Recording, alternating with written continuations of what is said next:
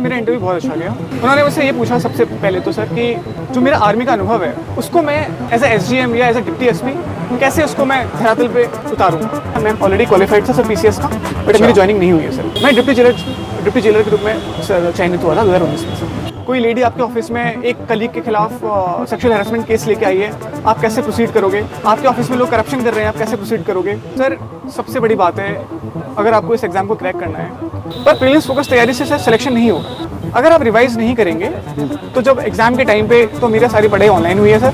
YouTube का मैंने बहुत उपयोग किया। अच्छा, बेसिकली आपने किन यूट्यूब चैनल को फॉलो किया? हाँ सर, जैसे इकोनॉमिक्स मैंने मृणाल सर से सीखी है, और ज्योग्राफी मैंने राजतनिल मैडम से सीखी है, और पॉलिटी मैंने वीर तालियान सर से सीखी है। और ऐसे ही डिफरेंट चैनल से अनअकैडमी को भी फॉलो किया, स्टडी IQ को, ओनली IAS को, और फिर एक study for civil services channel है सर, वो भी सर वो PCS फोकस्ड बहुत अच्छा चैनल है। देखिए सर ये रेस बहुत बड़ी है, यहाँ पे 5 साल 10 साल भी निकल जाएंगे, आपको पता नहीं चलेगा।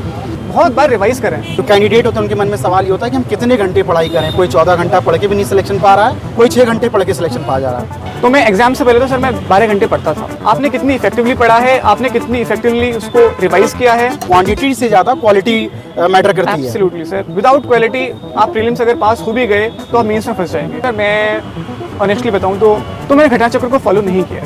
तो नमस्कार, मैं हूं मधुसूदन, आप देख रहे हैं न्यूज़िंग। इस वक्त हम उत्तर प्रदेश लोक सेवा आयोग प्रयागराज में खड़े हुए हैं और उत्तर प्रदेश PCS 2023 का इंटरव्यू चल रहा है। तमाम अभ्यर्थी इंटरव्यू देने आए हैं। ऐसे ही एक कैंडिडेट अरुण परासर जी हमारे साथ हैं। सबसे पहले आपका इंटरव्यू कैसे गया? सर मेरा इंटरव्यू बहुत अच्छा गया। क्या सवाल थे? सर सवाल सिचुएशनल सवाल ज़्यादा थे, और चूंकि मैं आर्मी बैकग्राउंड से हूँ तो आर्मी से भी सवाल थे सर। अच्छा, उन्होंने मुझसे ये पूछा सबसे पहले तो सर कि जो मेरा आर्मी का अनुभव है उसको मैं एज ए SGM या एज ए डिप्टी SP कैसे उसको मैं धरातल पे उतारूंगा।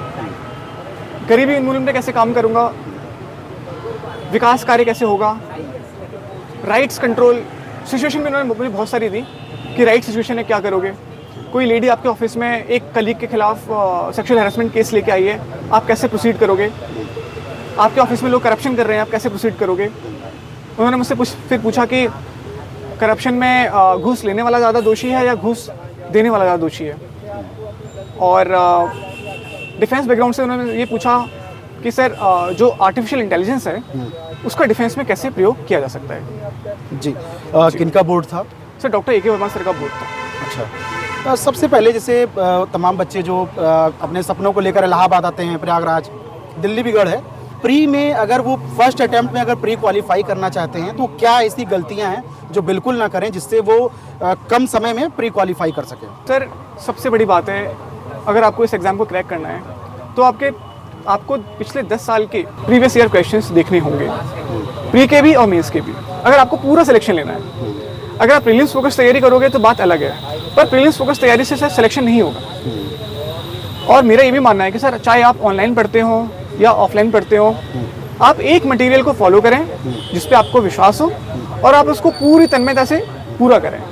अच्छा, हाँ जी, उसे रिवाइज करते रहें, बिकॉज अगर आप रिवाइज नहीं करेंगे तो जब एग्जाम के टाइम पे ना आपको उसका सही आंसर रिकॉल हो पाएगा और ना आप उसको अपने पेपर पे उतार पाएंगे। प्री का पूछने का सवाल इसलिए था कि तमाम बच्चे जो एक सही उनको मार्गदर्शन नहीं मिल पाता, सही दिशा नहीं मिल पाती है, तो कम समय में जब वो प्री क्वालिफाई करेंगे तो उनका एक उत्साहवर्धन होता है, फिर वो मेंस की ओर अग्रसर होते हैं। तो इससे जुड़ा मेरा सवाल ये है कि आपने इसके लिए मेंस या इस मुकाम तक पहुंचने के लिए, यहाँ तक पहुंचने के लिए आपने क्या कोई कोचिंग वगैरह ली थी? नहीं सर, मैं या ऑनलाइन स्टडी की थी, कैसे किया था? मैं वर्किंग एस्पिरेंट था तो मेरी सारी पढ़ाई ऑनलाइन हुई है सर।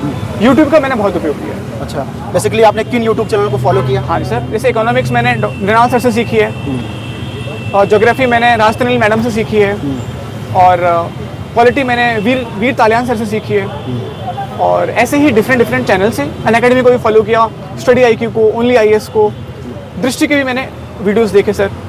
और फिर एक study for civil services channel है सर, वो भी सर वो PCS फोकस्ड बहुत अच्छा चैनल है। तो देखिए सर ये रेस बहुत बड़ी है, यहाँ पे 5 साल 10 साल भी निकल जाएंगे, आपको पता नहीं चलेगा। तो आपको ये बहुत श्योर होना है कि कैसे मटेरियल सेलेक्ट करें और कैसे उसको स्ट्रिक्टली फॉलो करें और बहुत बार रिवाइज करें, क्योंकि अगर आप रिवाइज नहीं करोगे, आप बहुत सारे मटेरियल देखने जाओगे तो मुझे लगता है कि सर वो बहुत ज़्यादा आपको रिजल्ट्स नहीं देगा। अच्छा, जिससे तमाम लोगों के मन में एक सवाल होता है, बच्चों के मन में जो कैंडिडेट होते हैं उनके मन में सवाल ये होता है कि हम कितने घंटे पढ़ाई करें। कोई 14 घंटा पढ़ के भी नहीं सिलेक्शन पा रहा है, कोई 6 घंटे पढ़ के सिलेक्शन पा जा रहा है। पहला सवाल ये। दूसरा ये कि क्या आपका जो मीडियम था वो इंग्लिश था? हाँ जी, मेरा मीडियम इंग्लिश था। और कितने घंटे आप पढ़ते थे लगभग जैसे? सर देखिए, मैंने सर्विस में रह के पढ़ाई की है, तो आप ये मान के चलो मैं 4 या 5 घंटे निकाल पाता था। पिछले 8 महीने से मुझे थोड़ा पढ़ने का ज़्यादा टाइम मिला है सर। तो मैं एग्ज़ाम से पहले तो सर मैं 12 घंटे पढ़ता था। स्पेशली जैसे एग्ज़ाम नज़दीक आया, फॉर एग्जांपल 2 महीने पहले एग्ज़ाम से मैं अपना गियर चेंज करता था। अच्छा। बट सर मैं फिर भी मानता हूँ कि आर्ट्स मैटर नहीं करता। आपने कितनी इफेक्टिवली पढ़ा है, आपने कितनी इफेक्टिवली उसको रिवाइज किया है, और आपने कॉन्सेप्ट को कितनी अच्छी तरह समझा है, वो बहुत ज़्यादा मैटर करता है। मतलब आपके कहने का मतलब ये है क्वांटिटी से ज़्यादा क्वालिटी मैटर करती है। एब्सोल्युटली सर, विदाउट क्वालिटी आप प्रीलिम्स अगर पास हो भी गए तो आप मेंस में फंस जाएंगे, और अगर आप मेंस क्वालिफाई हो गए तो इंटरव्यू में समस्या होगी, और अगर कहीं भी समस्या नहीं आई तो आपकी मेरिट आप जो चाहते हैं ना सर, पीसीएस ज़्यादातर लोग एसडीएम और डीएसपी में चाहते हैं सर, तो आपको वो रैंक नहीं मिलेगी, फिर आप दोबारा एग्जाम लिखोगे। तो इसलिए मैं कहता हूँ sir, quality is the only thing which will give you dividends. ये आपका जो सेकंड अटैम्प्ट था, तो इसमें मेनली जो सबसे बड़ी एक बाधा बनती है जीएस और करंट अफेयर, तो आपने कैसे, मतलब आपने इनको कितने घंटे दिए और कहाँ से कैसे, किन किताबों का आपने चयन किया? सर पीसीएस का जो प्री होता है उसमें करंट अफेयर्स की वेटेज थोड़ी ज़्यादा होती है, स्पेशली जो फैक्चुअल करंट अफेयर्स हैं। तो सर पीसीएस के प्री के लिए आपको पिछले 1 साल का और मैं कहूँगा 2 साल का जो पीसीएस फोकस करंट अफेयर्स है वो आपको फॉलो करना पड़ेगा, चाहे आप किसी चैनल को फॉलो करें या ऑफलाइन मटेरियल को फॉलो करें।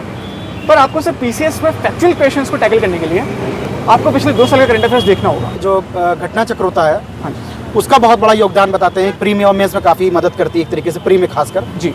तो उसका क्या रोल है आपकी सफलता में? सर मैं ऑनेस्टली बताऊं तो मैं यूपीएससी पे ज़्यादा फोकस था, यूपी पीसीएस से मेरा कम फोकस था, तो मैंने घटना चक्र को फॉलो नहीं किया है, और तो मैं उसके बारे में आपको जानकारी नहीं दे सकता। बट आई एम श्योर कि 90% बच्चे वो पढ़ते हैं तो उनको फलीभूत करता होगा। मैंने तमाम अभ्यर्थियों का इंटरव्यू किया है, लेकिन आप फर्स्ट कैंडिडेट हैं जो कह रहे हैं कि मैं घटना चक्र का वो नहीं किया, लेकिन ये एक अच्छा अनुभव बहुत है। सारे ऑप्शंस हैं सर, बहुत सारे ऑप्शंस हैं।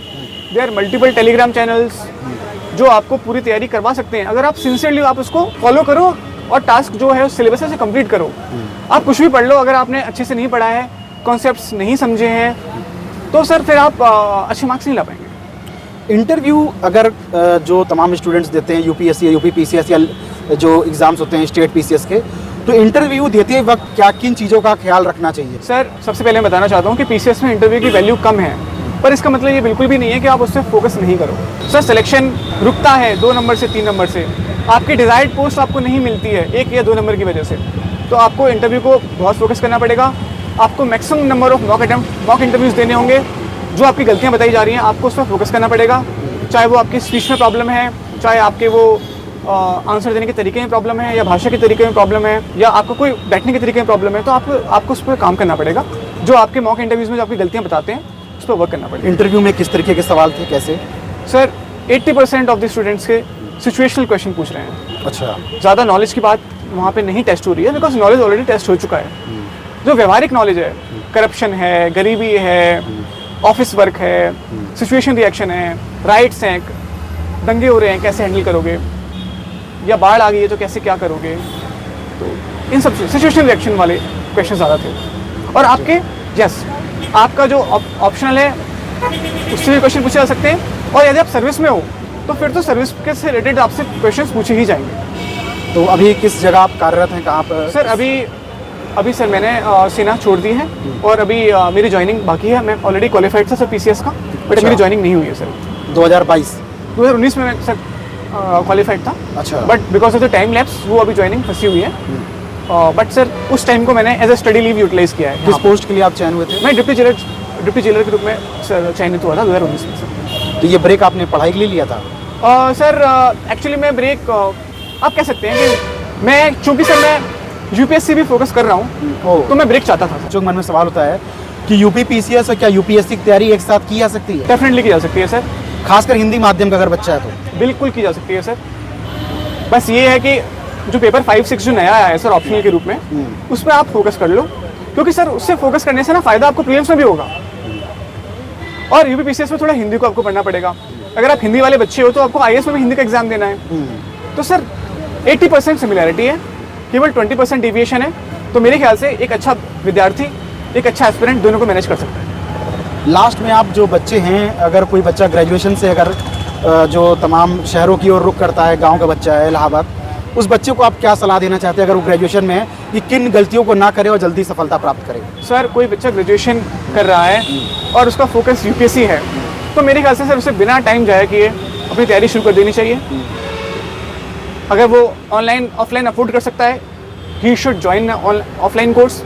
अगर वो नहीं कर सकता, अगर वो बिजी है या उसके और कमिटमेंट्स हैं, तो वो सिस्टमेटिकली और रिलीजियसली अगर किसी भी एक चैनल को पकड़ ले एक सब्जेक्ट के लिए और उसे पूरा देख ले और मल्टीपल टाइम्स रिवाइज कर ले, सर वो सेलेक्ट हो सकता है। थैंक यू, और आपको बधाई हो कि आप इस मुकाम तक पहुँचे।